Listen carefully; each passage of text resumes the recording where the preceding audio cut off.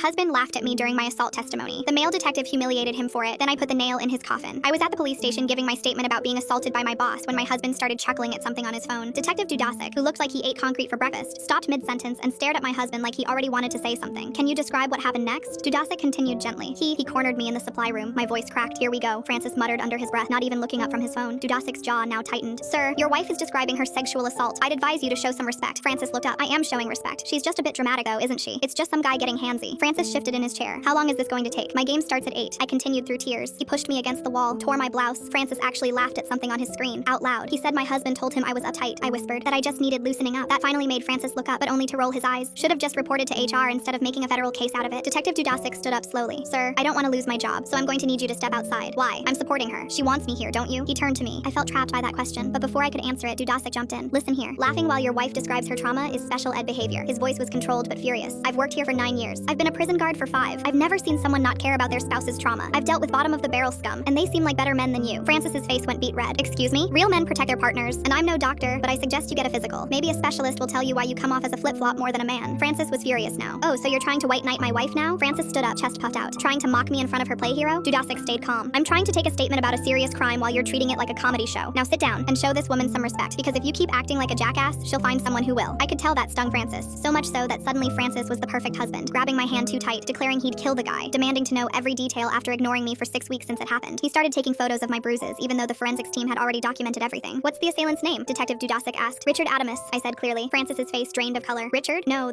you must be confused. Richard Adamus, I repeated, turning to Francis. Your best friend from Cornell, your groomsman, the one you golf with every Sunday. Richie would never, the one you got me the job with as a favor. My voice was getting stronger, while Francis's mouth opened and closed like it was on a loop. That's when I turned to Francis and dropped the bomb. While your friend was assaulting me, he whispered in my ear that you complained about our intimacy life to him, that you told him I needed someone to break me in. Detective Dudasik had been typing on his computer. Sir, I'm pulling up some text messages here that were already submitted anonymously as evidence. Would you like to explain this exchange? He turned his screen toward us. My stomach dropped reading Francis's text to Richard from 2 days before the assault. Richard, your wife's hot. Bet she's wild when drunk. Francis, haha, she's too uptight. Needs someone to break her in. Richard, maybe I'll help with that. Francis, good luck, bro. She's all work, no play. These are from Tuesday, Dudasik said. The assault happened Thursday. I stared at Francis. You knew when I came home crying, when I showed you my torn clothes, when I begged you to come with me to the police. I thought you were exaggerating. Rich is a good guy. He wouldn't. I had bruises, torn clothing. I was bleeding. Rich gets carried away sometimes when he drinks, but you're still defending him? I pulled out Francis's phone from his pocket. His recent calls showed 3 to Richard just this morning. You called him 3 times today, after you knew we were coming here. Francis grabbed for his phone. That's not, I was just warning him, Detective Dudasik asked. That's witness tampering. That's a felony. Francis's face went white. I want a lawyer. You're going to need one, Dudasik said. Sit tight. We'll be charging you as an accessory. And sir, we picked Richard up an hour ago. He really wants to talk to you. We usually don't allow this, but we can make an exception. My husband's face went white, and when we walked out, we locked eyes with Richard being brought in. He smiled at Francis, then glanced at me, as if he had something planned. Full story on channel link below.